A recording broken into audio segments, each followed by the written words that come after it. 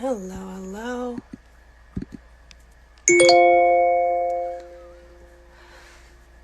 How's it going, guys? Wait for a few more people to join. There's two things that I kind of want to address.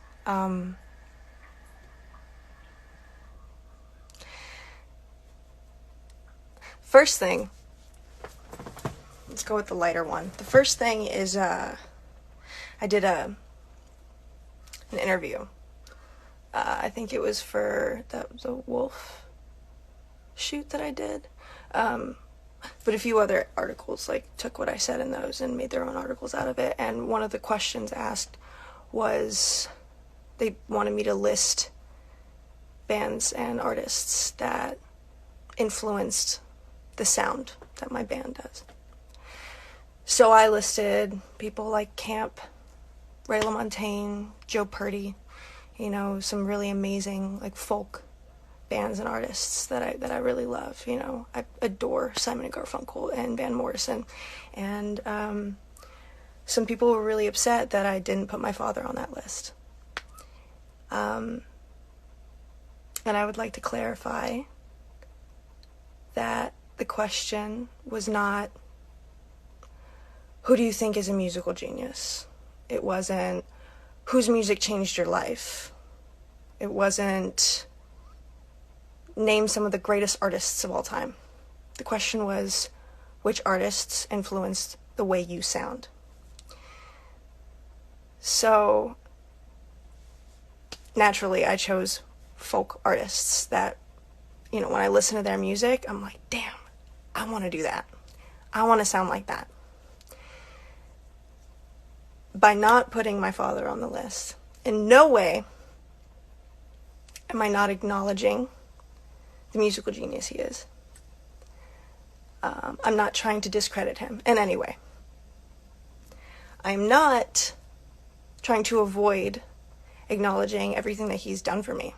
And while I have worked very hard to grow my platform, that platform wouldn't exist in the first place if it was not for him. I'm not ignoring these facts. I'm simply listing the bands that affect my sound. That was the question. So I choose these. My dad did shit with Carlos Santana and Eddie Van Halen, pop, rock, soul, some of the greatest music of all time. And I'm over here with a fucking banjo and mandolin. Totally different thing. So that's where I was coming from, and I'd like to clarify that. The bands and artists that I listed, that's where I feel I get my sound from. But also at the same time, being musically inclined and having the musical intuition that I do, that comes from my father. And I acknowledge that, and I'm grateful for it, and I respect it. So there's that. And I hope you guys understand where I'm coming from when I list these amazing folk artists. When I'm talking about where does my sound come from. So, the second thing is, some people have taken screenshots of one of the many scars I have on my arm. This scar just so happens to be on top of one of the 7 tattoos I have for my dad. I have 7 tattoos for him. One of them's on my arm. I also have a lot of scars that are on both arms as well as my legs. It's not a secret that I've struggled with self-harm for the last 10 years. I've talked about it many times. And I've talked about it a lot, several times in the last several years. And I want to say it's been almost 2 years since I last hurt myself, cut, burn, whatever. And it's something that has taken a lot of work to overcome, therapy, all the good things. But people are really not upset that I hurt myself, but upset that this specific scar is on top of this tattoo. And I'd like to clarify that it has nothing to do with him. It has nothing to do with the tattoo. It has everything to do with me, my struggles, my issues with self-harm that I have overcome and that I am still overcoming. It has been a long time. since I've last hurt myself. And again, yeah, it really has nothing to do with the tattoo specifically. You know, if I wanted to, people are accusing me of having like resentments and issues with my father. If that was the case, I would just get the tattoo removed. You know, or all 7 of them removed. Like this is my shit. These are my issues. And I'm working on overcoming them. You know, it's been a long time. So I just wanted to clarify that, and I really hope you guys understand where I'm coming from. I tried to clarify it shortly in like a comment on Instagram on someone that is like exposing or something like that. That's like their tag is like exposed. And they said stop being a victim. And I'd like to clarify that I am not a victim in any way. If you're bringing up the word victim, that's you that's bringing it up. I'm not. Mimic Space just said that you need to, it's sad you have to explain yourself. You know what? I don't have to explain myself, but I think it's important to clarify. So, that's where I'm at. I'm happy. I'm the happiest I've been in a really long time. And I have a lot of gratitude and just so many things to be grateful for. So many things to be grateful for. And it seems like the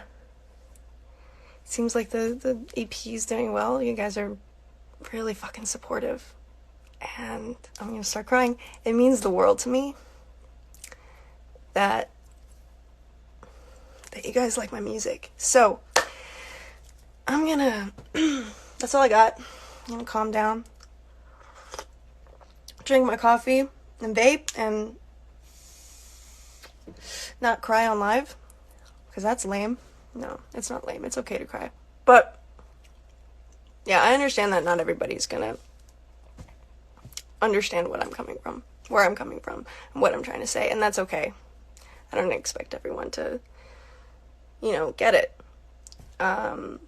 But you know, Geronimo is one of the songs of mine that talks about self-harm.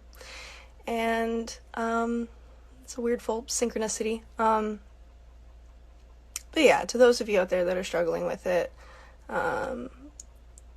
struggling with pain, and just life, because life can really suck sometimes. I used to be in a place where I didn't think it was ever going to get better, that I was never going to feel happy.